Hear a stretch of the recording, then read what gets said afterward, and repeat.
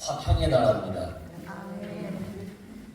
이사야 11장에 보면 그때에 이리가 어린 양과 함께 살며 표범이 어린 염소와 함께 누우며 송아지와 어린 사자와 살진 짐승이 함께 있어 어린아이에게 끌리며 암소와 곰이 함께 먹으며 그것들의 새끼가 함께 엎드리며 사자가 소처럼 풀을 먹을 것이며 젖 먹는 아이가 독사의 구멍에서 장난하며 젖된 어린아이가 독사의 불에 손을 넣을 것이다.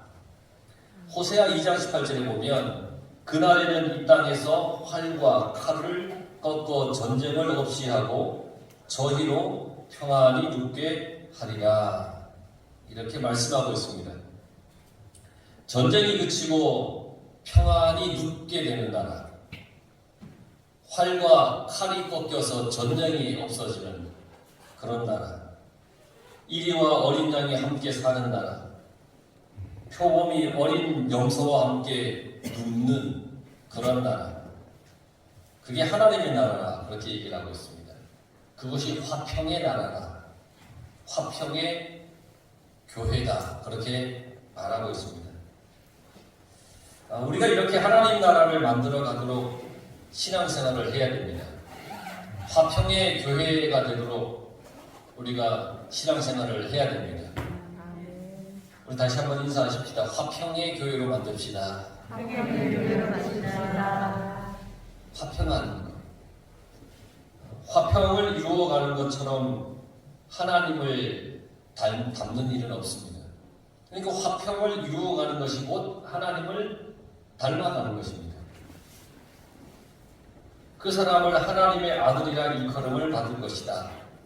화평을 이루어가는 사람이 하나님의 아들입니다. 하나님의 아들은 어떤 대단한 능력이나 어떤 기적을 일으키거나 아니면 어떤 큰 일을 하는 그런 사람이라고 성경에서는 말하고 있지 않습니다. 하나님의 아들은 화평하게 하는 사람이 하나님의 아들이다. 하나님의 자녀다. 그렇게 말하고 있습니다. 그러나 여러분 모두가 화평을 만드는 사람이 되길 바랍니다. 우리가 무엇 때문에 구원을 받았는지 알아야 됩니다. 우리가 구원받은 이유는 하나님께서 하나님의 자녀를 삼기 위해서 우리를 구원해 주셨습니다. 왜 우리를 하나님의 자녀로 삼으려고 하실까? 바로 하나님의 자녀로 삼아서 하나님께서 맡기신 일을 하도록 하기 위해, 그래서 우리를 하나님의 자녀로 삼아주신 거예요. 하나님이 하시는 일이 뭡니까? 하나님의 나라를 세워가는 겁니다. 그 하나님의 나라가 어떤 나라냐면 화평의 나라입니다. 화평의 나라. 유대인들에게 이 아버지와 아들의 관계는 특별하다고 합니다. 이 아들은 아버지의 분신이라고 할 정도로 특별한 관계라고 해요. 아버지는 아들에게 자신이 한평생 터득했던 그 기술을 물려준답니다. 그래서 물건을 만들고 장사하는 걸 보면 저거 누구 아들이네? 라고 알 수 있다는 거예요. 그 아버지가 평생 했던 그 기술을 아들에게 가르쳐 주어서 그 아들이 무슨 물건을 만들어서 내놓으면 이거 누구 아들이네? 누구 거네? 라고 하는 것을 금방 알 수 있을 정도로 그렇게 아버지와 아들 간의 관계가 특별하다는 겁니다. 예수님을 구주로 영접하는 사람은 하나님의 자녀가 됩니다. 우리도 스스로 하나님의 자녀가 됐음을 확신합니다. 여러분 하나님의 자녀임을 확신하시죠? 그런데 한번 우리가 생각해 봐야 될 게 내 주변의 사람들도 나를 보면서 그렇게 인정을 하는가? 교회 성도들이 또는 나의 이웃들이 나를 하나님의 자녀라고 말하는지 우리가 생각해 봐야 됩니다. 다른 사람들이 나를 하나님의 아들이라고 하는 그 기준은 뭐냐면 화평하게 하는 삶입니다. 화평하게 하는 삶. 예수님이 십자가에 죽으실 때 사형을 집행했던 백부장이 예수님을 십자가에 딱 달면서 마지막에 했던 말이 뭐냐면 과연 저분이 하나님의 아들이었다라고 그렇게 고백을 했습니다. 왜냐하면 예수님께서는 화평을 이루셨기 때문입니다. 용서를 베푸셨기 때문입니다. 이 십자가에서 계속해서 용서를 베풀었습니다. 화평하게 했습니다. 그러니까 백부장이 저분이 하나님의 아들이었다. 그렇게 고백을 했다라는 겁니다. 오늘 우리가 읽었던 5장 9절 화평하게 하는 자는 복이 있나니 그들이 하나님의 아들이라 일컬음을 받을 것이며 예수님은 우리에게 화평하게 하는 사람이 되라 그렇게 말씀하셨습니다. 화평하게 하는 사람이 되라. 화평하게 하는 사람이 되라 그래야 복이 있다 그렇게 말씀하셨어요. 이 화평하게 하는 자는 화평을 만들어가는 사람이라는 뜻입니다. 여러분들이 화평을 만들어가는 겁니다. 하나님께서 하신 것처럼 그렇게 화평을 만들어가는 겁니다. 하나님은 우리를 화평하게 하기 위해서 대가를 지불했습니다. 값을 지불했습니다. 화평을 이루기 위해 하나님께서 지불하신 그 값이 바로 예수님입니다. 예수님은 이 화평을 위해서 십자가에서 죽으셨습니다. 화목 제물이 되어주신 겁니다. 하나님과 우리 사이에 화평이 이루어지도록 화목 제물이 되어주셨다는 겁니다. 그래서 로마서 5장 10절 곧 우리가 원수 되었을 때에 그의 아들의 죽으심으로 말미암아 하나님과 화목하게 되었은지 에베소서 2장 14절에 보면 그는 우리의 화평이신지라 둘로 하나를 만드사 원수된 것 곧 중간에 막힌 담을 자기 육체로 허시고 예수님의 십자가는 화평을 위해 내어주신 값이에요. 우리도 화평하게 하기 위해서 값을 지불해야 됩니다. 그러니까 아무것도 안 하고 화평하기를 바란다면 화평이 이루어지지 않습니다. 나도 그 값을 지불해야 됩니다. 그것이 바로 예수님의 십자가를 따라서 사는 겁니다. 예수님의 십자가를 지고 가는 겁니다. 예수님의 십자가를 믿고 영접하고 생각하고 따르는 겁니다. 이게 우리가 화평을 위해 내가 지불해야 할 값입니다.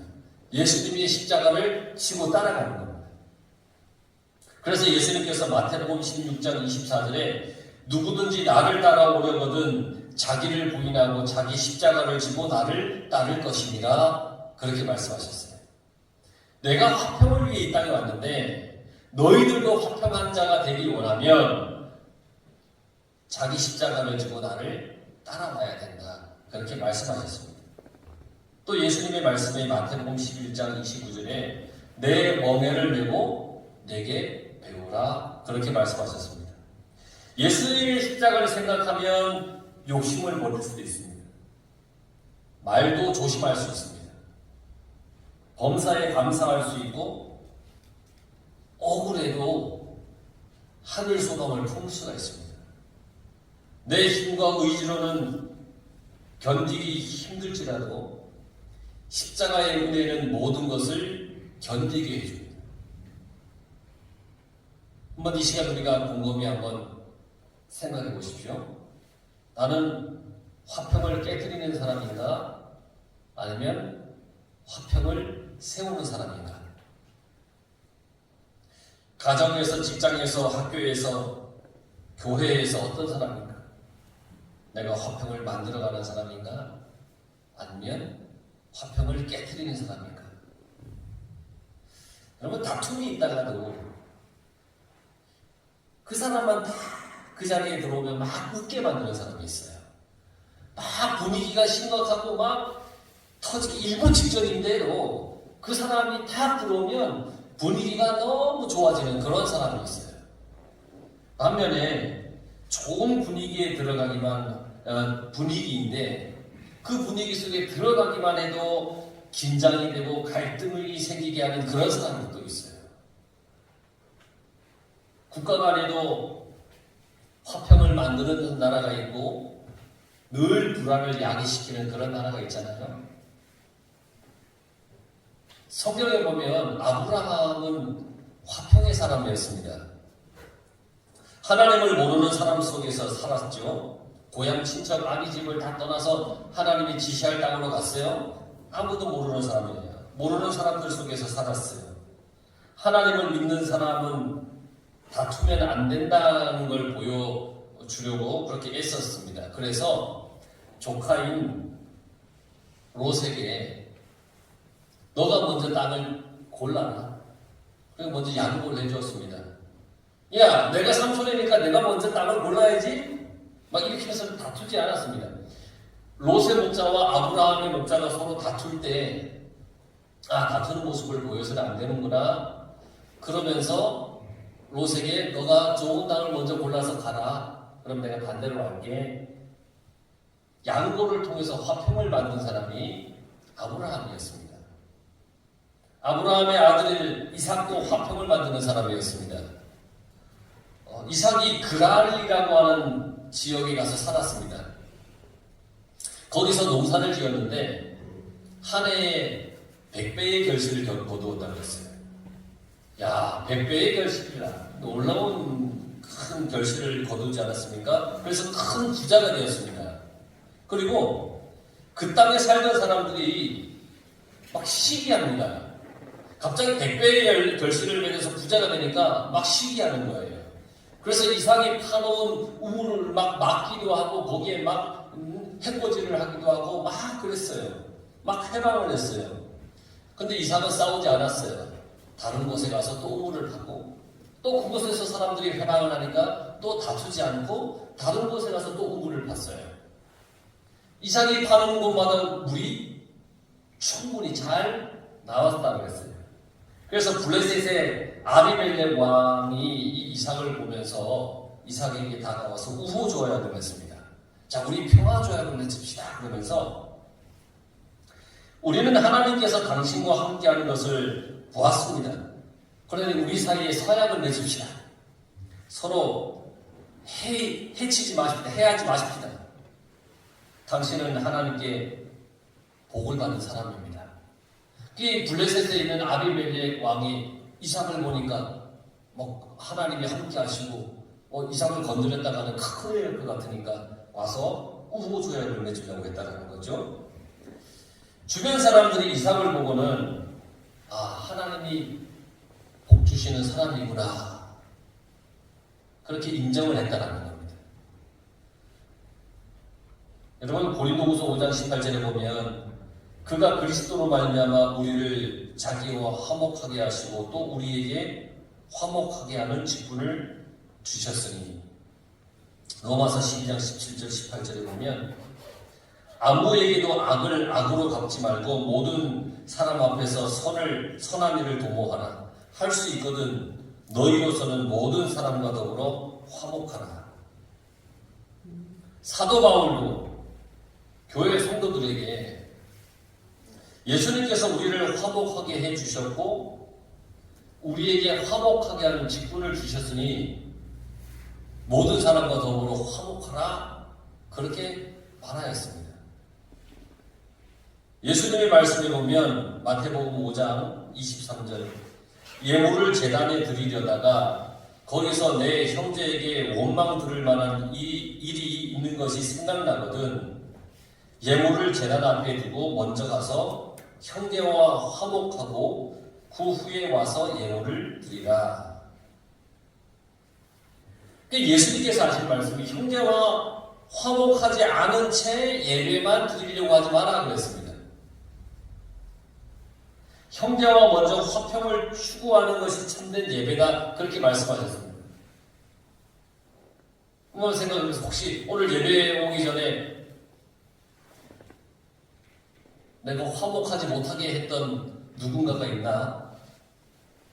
내가 화평하게 하지 못한 누군가가 있는가? 그와 가서 먼저 화목하고 와서 예배를 드려라. 그렇게 말씀하고 있어요. 마태복음 5장 44절에 보면 나는 너희에게 이르노니 너희 원수를 사랑하며 너희를 박해하는 자를 위하여 기도하라. 이같이 한즉 하늘에 계신 너희 아버지의 아들이 되리니. 그러니까 우리는 화평을 세우는 사람이 되어야 됩니다. 주님은 끊임없이 우리에게 화목하라, 화평을 이루라 끊임없이 말씀하셨습니다.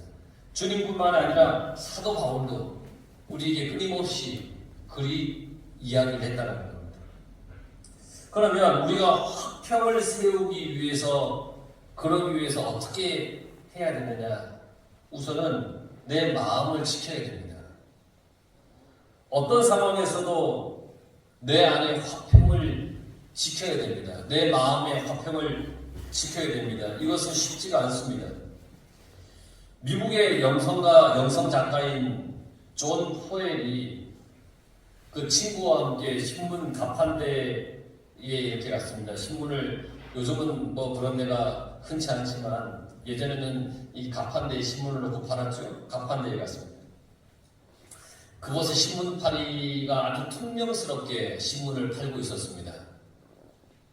신문을 사면서 이 존 포엘이 아주 친절하게 퉁명스러운 그 사람에게 인사를 했습니다. 돈을 낼 때도 마음을 다했습니다.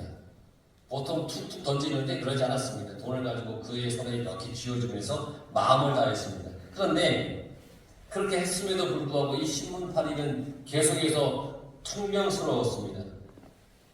그 친구가 물어봤습니다. 저 사람이 저러는데 자네는 왜 그렇게 공손하게 저 사람을 대하지? 그러니까 존 포일이 대답을 합니다. 상대가 퉁명스럽게 한다고 나까지 그렇게 하면 지는 거 아닌가? 내 기분을 상대방 때문에 엉망으로 만들고 싶지 않아. 그렇게 대답을 했다는 겁니다. 내 마음에 화평을 깨뜨리는 것이 우리 주변에 많습니다. 그런 사람도 많습니다. 나의 화평을 깨뜨리는 요소들이 세상에 너무너무 많습니다.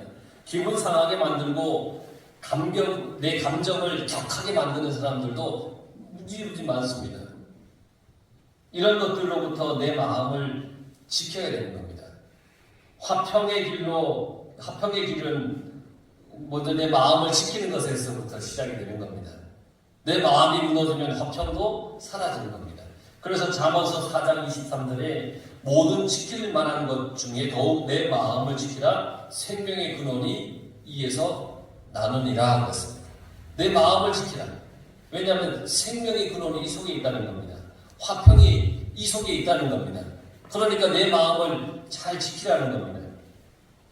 아버지가 공사장에서 다쳐서 휠체어를 타는 어떤 가정에 딸이 있었습니다. 이 딸에게 남자친구가 생겼습니다. 그래서 상견례 자리에서 이제 나갔죠. 상견례 자리에서 이 딸은 결국 파혼을 결정을 하고 아버지를 선택을 했습니다. 상견례 자리에 나갔는데 예비 시어머니가 자신의 아버지를 보더니 실망을 하고는 이렇게 얘기를 하는 거예요. 딸, 그리고 딸 결혼식장에 아버지가 휠체어를 타고 입장하면 창피해서 어떻게 해? 나는 휠체어를 탄 사돈과 며느리가 신부행진을 하는 걸 절대 볼 수가 없어. 이렇게 얘기를 했다는 겁니다. 그리고는 자기 어머니를 설득하려고 노력도 하지 않는 남자친구를 보면서 이 딸은 고심 끝에 헤어지기로 결정을 합니다. 그러자 예비 시어머니한테 문자가 왔습니다. 결혼이 애들 장난이냐? 차라리 잘 됐다. 다리 불편한 아버지나 평생 모시고 살아라. 이런 문자가 왔던 거예요. 딸은 나는 행복한 결혼 생활을 꿈꿨는데 모든 게 무너졌어. 그렇지만 나는 아버지가 자랑스러워. 휠체어를 타시는 아버지를 부끄럽게 생각하는 사람과 가족으로 만나고 싶진 않아. 그랬습니다. 딸은 자기 마음을 잘 지킨 사람이었습니다. 그래서 마음의 화평과 가정의 화평을 깨뜨리려고 하는 주변의 환경으로부터 그 마음을 지키려고 최선을 다한 사람이었다는 겁니다. 그런데 그 화평을 이루기 위해서는 내 마음을 잘 지켜야 됩니다. 또 화평을 이루기 위해서는 화평의 말을, 언어를 사용해야 됩니다. 잠언 18장 6절에 보면 미련한 자의 입술은 다툼을 일으키고 그 입은 매를 자청하느니라. 잠언서 26장 20절에 보면 나무가 나하면 불이 꺼지고 말쟁이가 없어지면 다툼이 쉬느니라 그랬습니다. 서울의 한 초등학교 선생님이 급식 시간에 아이들이 서로 자기가 좋아하는 반찬을 먹겠다고 20분이나 말다툼하는 장면을 보고는 깜짝 놀랐다고 합니다. 자기가 좋아하는 반찬을 먹으려고 아이들이 20분이나 말다툼을 하더라는 거예요. 돈가스 한 조각 때문에 목에 핏대를 세우는 것을 보면서 이 아이들의 마음의 허기가 위험수위에 다다랐다라고 하는 것을 생각했다는 거예요. 아이들이 하는 말이 눈에 띄게 난폭하고 거칠어지고 있었다라는 거예요. 그러니까 그 즐거워야 할 급식 시간에는 화평이 없었다는 거예요. 콜로라도 대학의 심리학과 교수인 하비 교수가 이 언어와 폭력의 상관관계를 연구를 했는데 세계 여러 나라의 작품을 무작위로 추출을 해서 그 작품 안에서 비판하는 단어의 사용 빈도를 조사를 했습니다. 그 작품 속에서, 작품 안에서 비판의 단어를 얼마나 쓰는가를 조사를 했는데 놀랍게도 비판적인 언어의 사용 빈도수가 높을수록 그 사회의 폭력 사건이 많았다라고 하는 것을 발견을 했어요. 그 거친 언어를 사용하는 민족일수록 폭력적이었다라고 하는 것을 발견하게 되었다라고 하는 겁니다. 요즘 영화나 드라마를 보면 폭력적인 언어가 굉장히 많이 나오죠. 이 폭력적인 언어가 폭력적인 사회를 만듭니다. 화평의 말, 사랑의 말, 그래서 우리는 그걸 퍼뜨려야 되는 겁니다. 가끔 아내가 저한테 그럽니다. 당신이 말을 안 하면 집이 평안해져요. 그래요. 가끔 그렇게 얘기를 해요. 제가 폭력적이어서 그렇다는 얘기가 아니라 가끔 아이들을 야단칠 때 말을 거칠게 하기 때문에 아마 그렇게 얘기를 할 거예요. 근데 아이들을 야단치는데 말이 거치지 않고 매우 인격적이고 교양적으로 하는 경우들은 사실 그리 많지 않지 않습니까? 그런데 이제 옆에서 들을 때는 좀 많이 이제 거칠어 보였던 모양입니다. 그러니까 당신이 말을 안 하면 집이 평안해져요. 그래요. 근데 저도 그걸 잘 알고 있어요. 하지만 야단치면서 거칠지 않게 말하기란 저로서는 참 어렵습니다. 그러나 부드럽게도 해봤습니다. 그러니 정말 모두가 평안해지더군요. 그리고 거칠게 얘기했더니 말을 더 듣지 않습니다. 부드럽게 했더니 잘 알아듣더군요. 화평하기 위해서는 화평의 언어를 써야 되고 사랑의 언어를 쓸 때 화평해진다는 겁니다. 그래도 또 오늘 예배를 마치고 집에 가면 또 어떻게 날지 모르겠지만 그렇게 하려고 애쓰는데 잘 되지 않습니다. 아마 언약이는 이 얘기를 듣고는 아빠가 언제 평안하겠어? 라고 얘기할지도 모르겠습니다. 근데 그렇게 해보려고 한번 애쓸 텐데 평안하기 위해서는 평안의 언어를 써야 된다는 것. 또 우리가 화평을 위해 우리는 헌신해야 됩니다. 전라남도 고흥군에 가면 소록도라는 곳이 있어요. 한센병 환자들이 모여 있는 곳. 그곳의 지휘자, 오케스트라 지휘자인 블라드미르 아슈케나지라고 하는 영국의 필하모니 오케스트라의 연주자가 함께 악단과 함께 그곳에서 연주를 했습니다. 지휘자를 포함한 연주자의 숫자가 53명, 출연료, 영원. 영국에서 세 손가락 안에 드는 이 교향악단과 지휘자입니다. 그러니까 전 세계 어디를 가도 출연료는 어마어마하게 많이 받아요. 뭐 수십억씩 받아서 이렇게 출연료를 받아서 이제 연주를 하고 하는 사람들인데, 이 소록도에 갔는데 출연료 영원.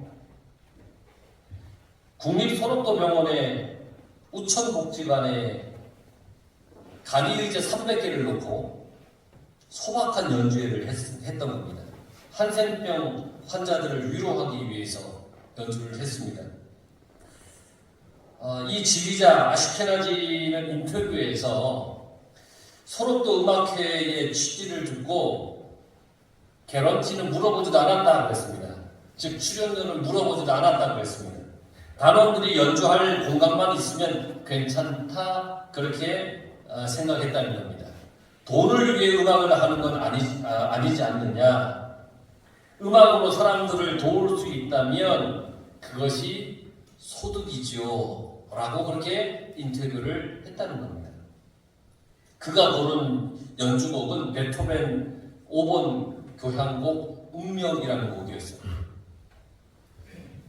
그리고 이 사람은 이렇게 얘기를 합니다. 제가 사람들의 병을 의학적으로 고쳐줄 수 없지만 그들의 삶에 조금이나마 평안을 줄 수 있다면 바랄 게 없습니다 라고 이야기를 했습니다. 화평을 위해, 그리고 화평을 위한 일이라면 우리 자신을 헌신해야 됩니다. 나를 헌신하지 않고서는 화평을 이룰 수가 없는 겁니다.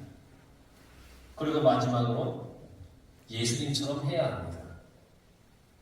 예수님은 묵묵히 불의를 참으셨습니다. 하나님께 맡기셨습니다. 그리고 용서하셨습니다. 마침내 화평을 이루셨습니다. 이러한 주님처럼 여러분의 삶 속에 화평을 이루어가는 그런 인생이 다 되시길 간절히 축원합니다.